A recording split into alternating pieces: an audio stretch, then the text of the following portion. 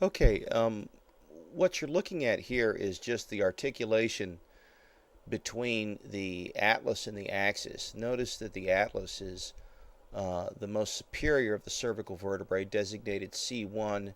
The axis sits below it, and there is an articulation that's formed between the atlas and the axis where the dens or odontoid process protrudes through a ring that is made partially of a ligament that wraps around the inferior medial aspect of these two superior articular facets. These are where the occipital condyles would normally sit.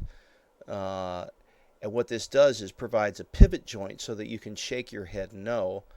Also notice that in C1 what you have are indentations that are designed to seat the occipital condyles. These are the superior articular facets of the atlas, and they provide a condyloid joint that allows you to shake your head yes. Okay, so a couple of joints here formed between the vertebrae and also with the skull, which is not pictured. Now, in addition to that, we should also note that there are articulations between the superior articular facets of C2 and the inferior articular facets of C1, and this again is an amphiarthrotic joint that allows a slight degree of movement between these two vertebrae as well. This picture just shows you another view of how they articulate. You're actually looking here from the posterior aspect, and here you can see the spinous process of C2, the odontoid process of C2, and the superior articular facets of C1. Okay, so the reason we want to point this out is we want to make note of the fact that these are the types of movements that are permitted by these particular articulations, a pivot joint and a condyloid hinge joint. We also would like to address the musculature in this region, so what I'd like you to do is stay tuned here for a quick video reviewing the muscles of the neck and the back.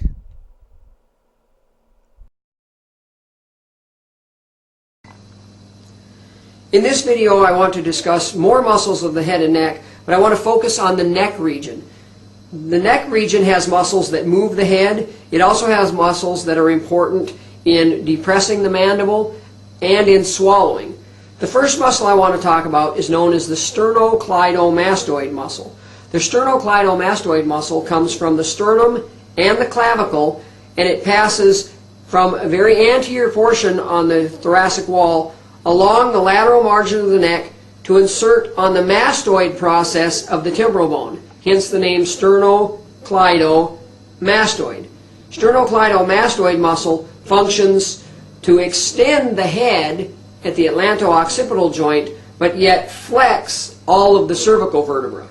So the sternocleidomastoid muscle. Next, I want to point out another structure on the model which divides what we call the suprahyoid muscles and the infrahyoid muscles. This is the hyoid bone.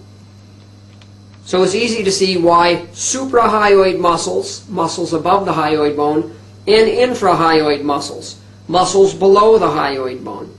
If we look at the suprahyoid muscles, we can see there are actually 3 or 4 different muscles depending on how you want to view it. The first muscle I want to discuss is called the digastric muscle. Di means 2, gaster means bellies, so the digastric muscle has 2 bellies. The anterior belly has origin off of the internal aspect of the anterior mandible.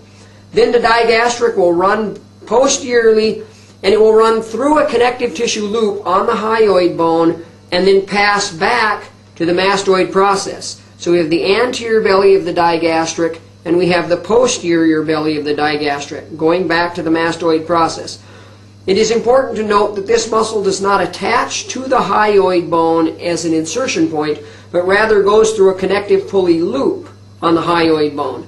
So it does function to lift the hyoid bone during swallowing, or if the hyoid bone is fixed in its position, it will function to depress the mandible.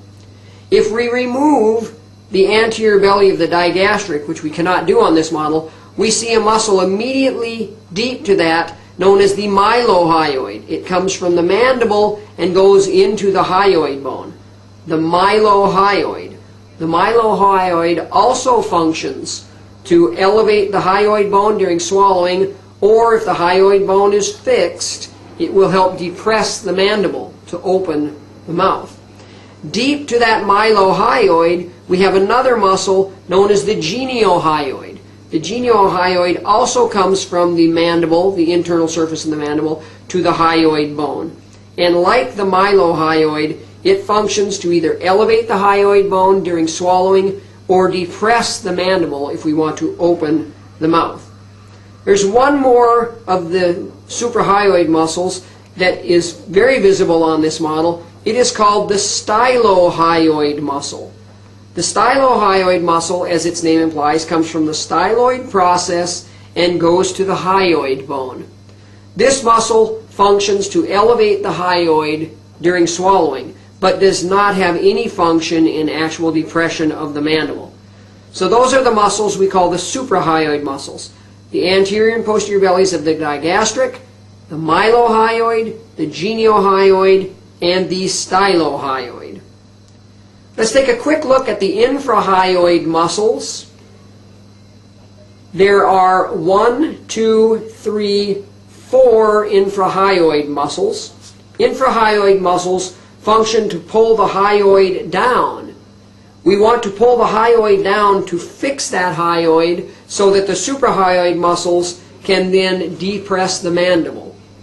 The first muscle I want to talk about in the infrahyoid muscles comes from the sternum, which we cannot see on this model, and passes up to the hyoid bone. This is known as the sternohyoid muscle. The sternohyoid muscle. Deep to the sternohyoid muscle, we have a muscle coming from the sternum, but it does not go to the hyoid bone, it goes to the thyroid cartilage. This is known as the sternothyroid muscle. Sternothyroid muscle. If we look at just the thyroid gland or thyroid cartilage and the hyoid bone, we have a muscle that goes from the thyroid cartilage to the hyoid bone. It is called the thyrohyoid. So the naming is very straightforward. Sternum to hyoid, sternohyoid. Sternum to thyroid, sternothyroid. Thyroid to hyoid, thyrohyoid. We have one more muscle anteriorly. It's coming from the first ring of our trachea. The first ring of our trachea is called the cricoid cartilage. It is immediately below the thyroid cartilage, and we have a muscle that runs between the two called the cricothyroid muscle. Cricothyroid muscle. Only one muscle remaining in these infrahyoid muscles. That is known as the omohyoid. The omohyoid muscle has a superior belly and it has an inferior belly. And we cannot see on the model, but the inferior belly is coming from the scapula, and as it's passing posterior to the sternocleidomastoid, it passes through a connective tissue loop and takes an angle change and then angles up to the hyoid bone. The omohyoid is an important muscle in helping to anchor the hyoid bone so that we can open the mandible. So those are the supra and infrahyoid muscles of the neck. The next set of muscles I want to talk about in the neck are located up underneath the mandible, and they are actually for movement of the tongue. And there are 3 of these muscles I would like to talk about. One of them comes from the anterior surface of the mandible inside and goes to the tongue. It is known as the genioglossus muscle. The genioglossus muscle is mostly used for protruding the tongue or sticking out your tongue. From the hyoid bone up into the tongue, we have the hyoglossus muscle. The hyoglossus muscle pulls your tongue in and down. Pulls your tongue in and down, or back and down. And then coming from the styloid process into the tongue is the styloglossus muscle. The styloglossus muscle pulls the tongue up and back. So these are extrinsic muscles of the tongue. Muscles that are not in the tongue, but muscles that do move the tongue. The genioglossus, the hyoglossus, and the styloglossus. We have three remaining muscles that I want to point out on this model. These are called the scalene muscles, and we can see them best on the left side of this model because we have removed the sternocleidomastoid and some of the other infrahyoid muscles. There is an anterior scalene muscle, a middle scalene muscle, and a posterior scalene muscle.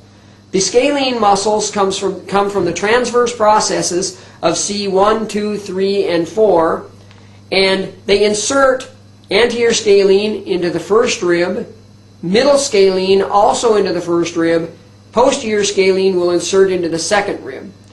Now these muscles are fairly important for movement of the neck. They also assist in elevation of the rib cage during labored breathing, but they make an important anatomical landmark. There are a few nerves associated with them that help us to learn the muscles.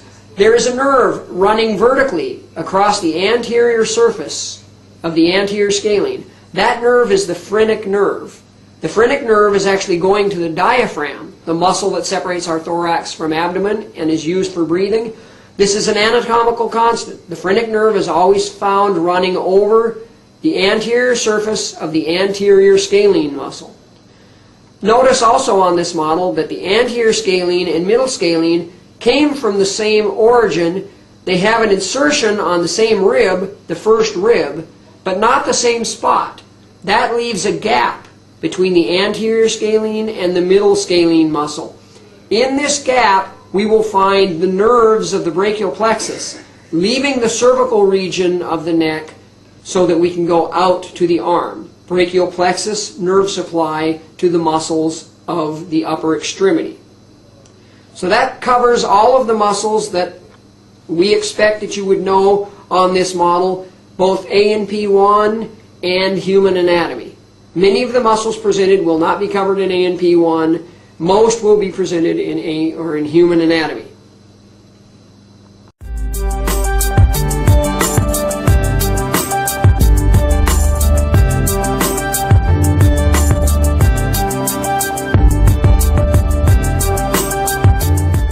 Hello anatomy students, this is Rob Swatsky from the York campus of Harrisburg Area Community College, and in this podcast I'm going to review the muscles of the erector spinae.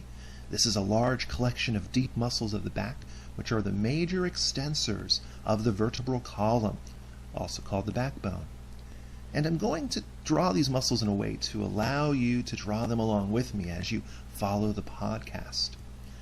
The muscles of the erector spinae are located posteriorly, running down the back along either side of the vertebral column, and consists of three groups of muscles: the spinalis group, the longissimus group, and the iliocostalis group. And I'm going to start with the spinalis group. This is the most medial of the three.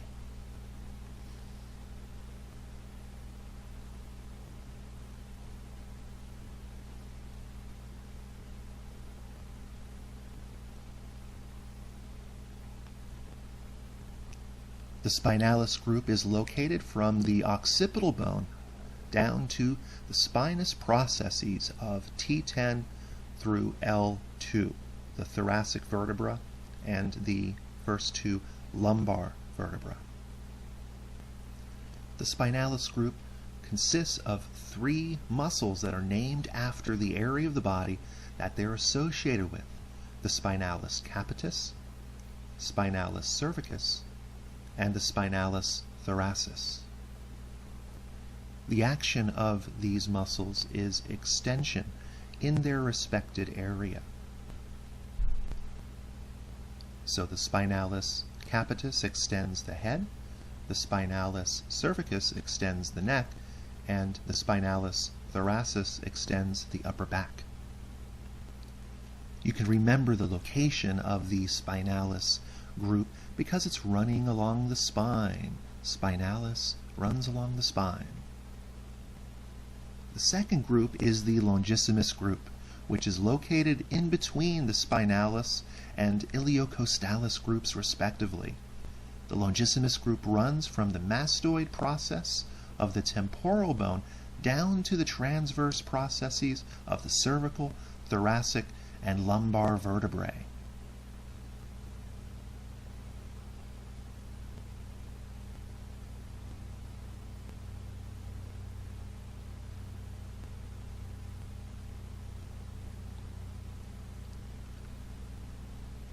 Now, one reason why the longissimus is called the longissimus is because it's so long, from the mastoid process of the skull all the way down to the lumbar vertebrae and its transverse processes.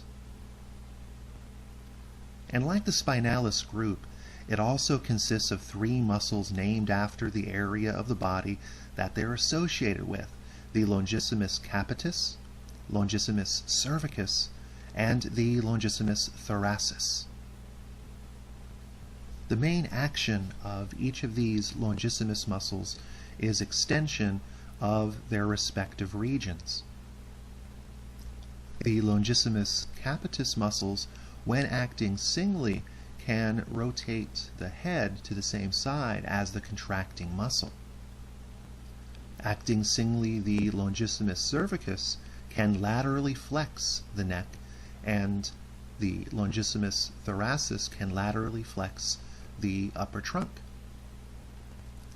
Our third and final group is the iliocostalis group, which is the most lateral of the 3. It is located from the transverse processes of the cervical vertebrae, runs along all 12 ribs down to the iliac crest of the pelvic bone.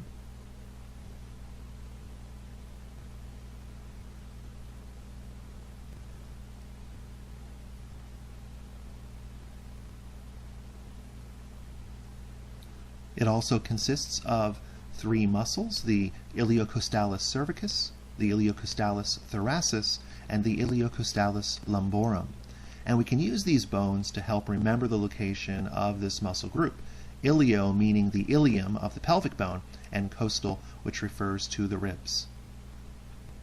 When acting together, the iliocostalis muscles extend the backbone at each of their 3 areas and maintain erect posture. When acting singly, they laterally flex the backbone at their areas.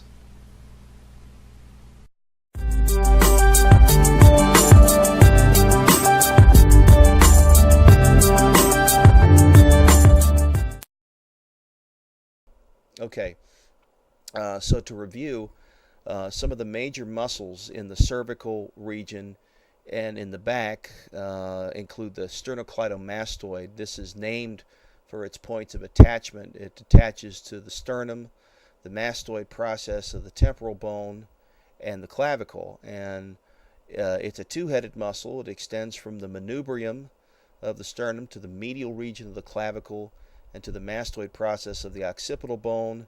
It's a paired muscle, so you've got one on each side, and when they contract on both sides, they flex the head.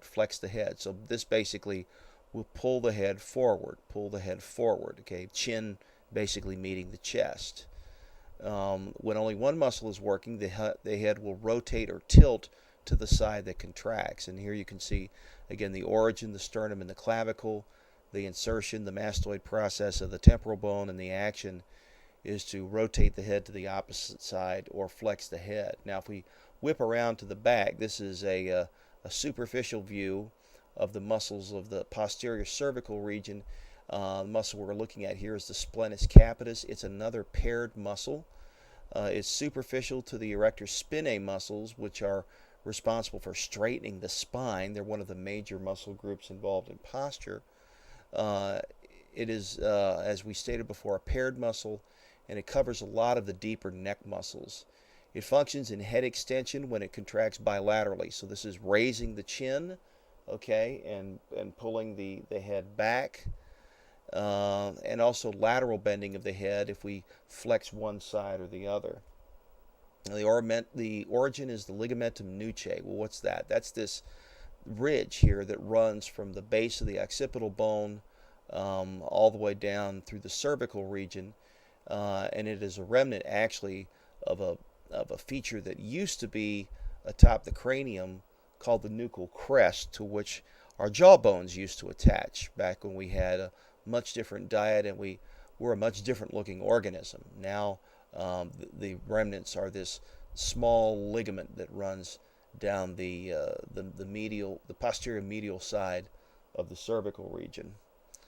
It inserts on the mastoid process of the temporal bone, as well as the occipital bone. You can see the occipital insertions here, and the mastoid insertions lateral to it. It acts to rotate the head to the opposite side, and it also serves to flex the head. Okay, flex the head. Okay. The trapezius is a difficult muscle to miss. It's a large diamond-shaped muscle. Has a couple of heads here. I'm tracing the outline of the entire trapezius. It's a broad muscle covering the back between the scapula, and it extends a triangular-shaped wedge up toward the posterior skull. Okay, it attaches to the posterior medial aspect of the occipital bone. Now, the positioning of this muscle allows it to stabilize, raise, retract, and rotate the scapula, depending on which region of the muscle is contracting. There's basically three heads here.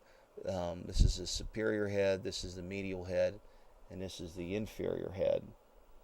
And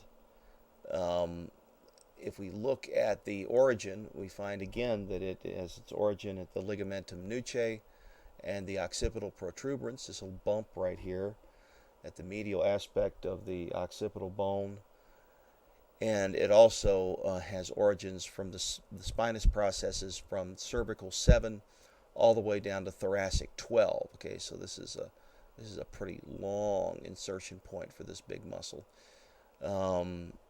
It inserts onto the clavicle, the acromion, and the spine of the scapula, and its action is to rotate and retract the scapula. Remember, when we're talking about muscle anatomy here, that the origin is always the attachment point of the muscle to the part of the joint that does not move, while the insertion is the attachment to the portion of the joint, the other portion of the skeletal system that does move. Okay, so when we're talking about insertion, we're talking about moving the clavicle and the acromion process and the spine of the scapula in the following planes: rotation and retraction. Okay. Another important muscle is the levator scapula. This is a lateral view here.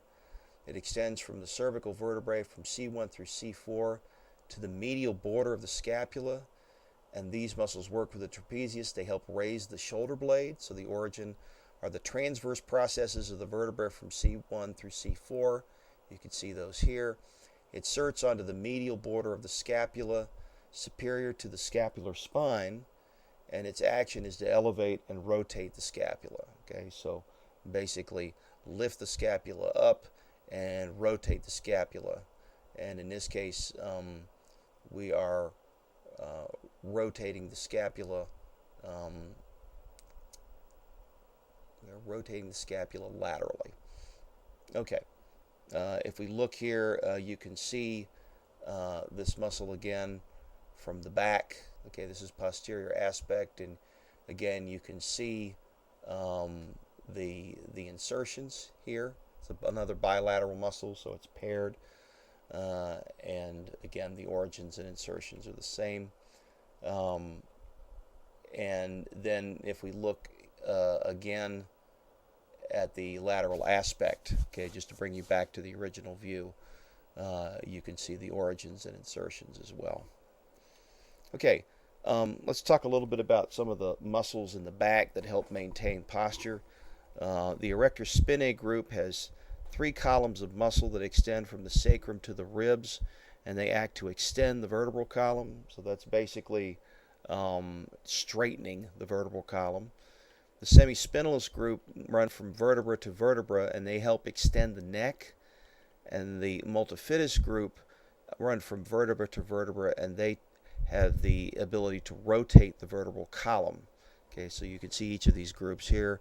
The multifidus, the erector spinae, these muscles that run parallel to the vertebral column, and then the semispinalis up here in running from basically the cervical region down to the upper thoracic region of the spine. The quadratus lumborum, this muscle down here, runs from the crest of the ilium, this portion of the os coxa, up to the 12th rib. And it's involved in lateral flexion, so we can bend the spine either to the left or to the right when these muscles contract. And any or all of these muscles can be damaged in a whiplash scenario. So that's the next injury that we're going to discuss. We're going to talk a little bit about whiplash. It's a non-medical term, and it describes a range of injuries to the neck that are caused by or related to a sudden distortion of the neck associated with extension. It's a colloquialism. The technical term is cervical acceleration deceleration, which describes the mechanism of the injury, while the term whiplash-associated disorder describes the injury's pathology and its symptoms. It's associated with car accidents, usually when the vehicle's been hit from behind. The injury can also be sustained in other ways, including headbanging, bungee jumping, and falls, and it's one of the main injuries covered by car insurers. And here you can see some of the structures that can be impacted in whiplash. Here we see an impact from the rear, and what you're looking at here is a distortion of the intervertebral discs. There's stress placed on the vertebral arteries that run through the transverse foramen in the cervical region, and you can also damage the cervical sympathetic chain ganglia if the force is severe enough. The spinous processes can also be compressed. Here you can see how they project posteriorly and inferiorly all along the cervical region, and then when the head rocks forward, what we can see is that the spinal nerves can be impinged. So basically we can press on these early structures in the peripheral nervous system and perhaps crush them, or at the very least produce pressure and damage. If we look at the musculature, we can see that the sternocleidomastoid, trapezius, and the scalenes can all be involved. We can also impact the ligamentum nuchae. Again, this is the ligament that runs down the spinous processes and the posterior-medial aspect of the spine. We can also damage the infraspinous ligament and the anterior longitudinal ligament. All these are connective tissue straps that help to stabilize the vertebral column so that we don't. How your body gets damaged in a whiplash injury. When you are hit from behind, does your neck just simply hyperextend backwards? An important study from about 10 years ago showed us that when you are hit from behind, the back of the car seat pushes your mid-back forward. This force from the car seat flattens out the curve in your spine and puts compressive forces down to your low back and up to your neck. This study shows that even before your neck gets thrown backwards in the typical way that you picture your neck to get pitched, the neck actually deforms into an S shape. The discs in between the bones get a lot of compression from this deformity. Then the upper part of the neck pitches backwards, jamming the joints. Finally, the lower part of the neck is also extended backwards with the rest of the spine in hyperextension. When your neck gets thrown back into hyperextension, the joints in the back part of your neck, called the facet joints, jam together. Normally these joints are supposed to glide past each other and guide normal neck movement. They slam into each other, however, during a whiplash, though, and this can cause a lot of neck pain and even permanent damage to the spine. All of this motion occurs between 80 and 150 milliseconds. This is far before your neck muscles have time to contract and protect the spine with reflexes. So reflexes make the muscles contract in about 200 milliseconds. And this is probably about the time that your neck is starting to move forward into hyperflexion. So it's too late to protect your joints. It's a little bit counterintuitive, but sometimes when cars have just a little bit of damage, there can be more damage to your neck. Meanwhile, there can be other accidents with crushed crumple zones in the car, but the person driving feels little pain. The reason for this is that when the car does not get crushed in an accident, the forces from the impact actually suddenly push the car forward, sending more of the impact to the person sitting inside, you, sitting inside the car. Meanwhile, the crushed car has absorbed a lot of the force through the crumple zones, taking up a lot of the slack for the person inside. If the force is strong enough, your muscles will then contract to protect the damage to your spine and to brace yourself.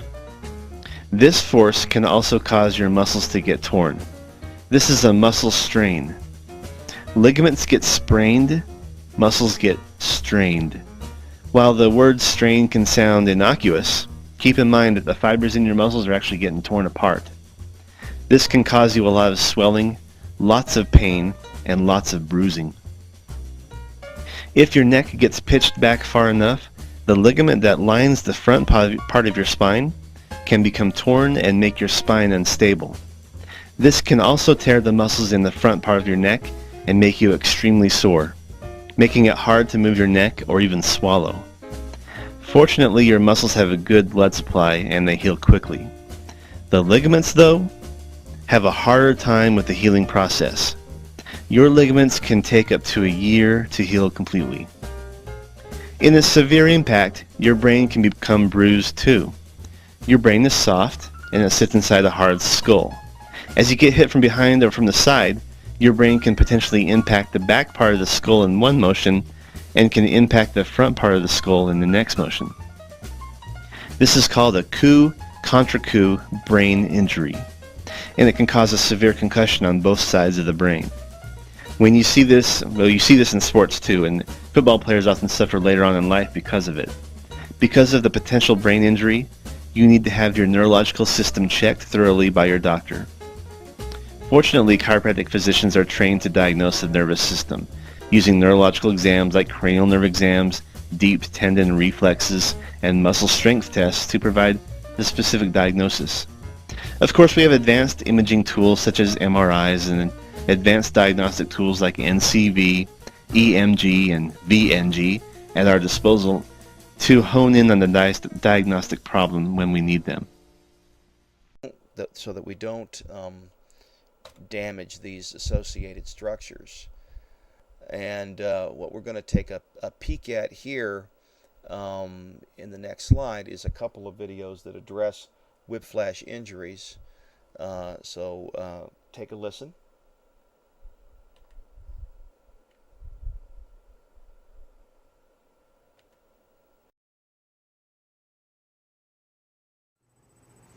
Hi, this is Dr. Doug Kennedy. I'm back with you to talk a little bit about some of the most common symptoms following whiplash. This is a quick video talking about the symptoms that people experience, as well as where do these symptoms come from and how serious are they. This is something you need to be able to determine as to whether or not you're going to go get help or you're just going to wait it out a little bit and take some over-the-counter medicine. So let's get started right away. Here you can see common symptoms following whiplash. This is data compiled by the Spine Research Institute, and essentially, out of thousands of people that get whiplash with rear-end accidents, most commonly neck pain is number one. Now, the next most common, tied with fatigue, is headache, 57 and 56%, and then shoulder pain, anxiety, pain between the shoulder blades, low back pain, sleep disturbance, upper limb paresthesia, which means numbness, sensitivity to noise, and the rest of this shows concentration can be affected. You might have blurred vision. Now this is blurry, so don't be alarmed. Irritability is another one, dysphagia or difficulty in swallowing. Sometimes there's a little swelling in your neck, and if you have swelling, you may have a hard time swallowing, almost like you've got something caught in your throat. If this doesn't go away quickly, then you need to have it checked out because there may be a bleed closer to the spine, a little bit of blood that's stuck in there. Dizziness, forgetfulness, upper limb pain, upper limb weakness, much more severe when this happens if you start having difficulty holding things, if you're holding a cup of coffee and all of a sudden you're just dropping it, this is not something to wait out. You definitely want to go seek out medical care right away. So let's look at what some of these symptoms might look like. Here's a referred pain pattern, also from Dr. Art Croft's poster board. And basically what I want you to notice here is that these are the areas of the spine starting at the top, working its way down to T2, which is just below your shoulder blades, just at the top of your shoulder blades, the base of your neck. Look at, if you have an injury down low here, low in your neck, these lower vertebrae, look how it can refer pain to the front of your chest. Now this is not a shoulder belt injury, this is pain coming from your neck. This area over here is quite interesting because many people will complain of this dull, achy pain between their shoulder blades or along the top of the shoulder blades, and they want to rub it, massage it, put Bengay, whatever, and it doesn't seem to go away. That's because this pain is coming from the neck, and let's look at where it might be coming from in the neck. So this is a picture of two vertebrae in the spine and the disc in the middle that is essentially meant to be a shock absorber and a spacer. Now the integrity of the spine is held together. It's a bit like a ship's mast. You know, there's that one pole going up the mast, but then there's all those little wires. And what holds our spine together and allows it to be very flexible yet strong is that we have these rigid parts, which are the bone, and then we have quite a bit of tension structures. So these, this blue area here in the back, this blue area in the front, these are tension structures, and they're designed to basically help hold everything together. So if you've had a bad accident and you've had either some disc disruption or some tearing in the ligament here, you're certainly going to have a sloppy joint in your neck, and you should have quite a bit of pain. This area back here on the back side might not be quite as painful as long as you're not moving your neck, but as soon as you try to tuck your chin, you're going to feel some kind of weird, sharp, achy pain back there as well. Now, just keep in mind that those structures in the spine are deep, and they can cause these weird referral patterns. You know, they're not linear, they're more like blobs or big long swaths, and they don't go away when you rub them. So if you can't quite put your finger on where the pain's coming from, and it doesn't get better with just rubbing it or heat or ice, then it's probably not a pulled muscle, it's probably coming from the spine. Quick simple test, you want to try it out, as long as this doesn't hurt, and you know, I obviously don't want you doing something at home that might hurt yourself. I want you to just turn your head to one side, look up and back slowly, and notice if you get your ear going back over the back side, if you don't feel some sort of swath or dull achy pain go down in the back. Now when your head is back like this, the muscles in the back are not being tight, so you're not getting tension in the back here by looking up and back. If you look up and back to the right on this diagram here, you will see this blue pattern might come from C6 or C7. The muscles at C6 and 7 are not being stretched right here. If anything, the capsule, the spine is being compressed, causing this pain. So this is a referred pain, meaning it occurs in one place and it refers out to somewhere else. Like a doorbell, you can press here and you might feel a pain somewhere else. That's a referral type pain.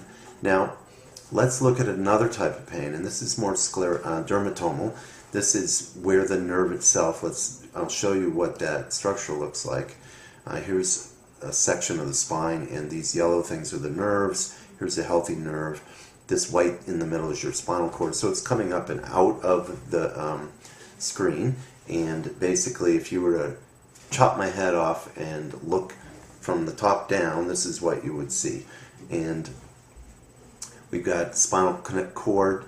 Over on this side here in red, you'll see there's a posterolateral disc herniation. This just means the disc is pushing out to the back and to the side. It could push right against the nerve and give you pain. It can give you what's called radiculopathy, or more of a linear pain. The radical nerve root is from the Latin meaning root.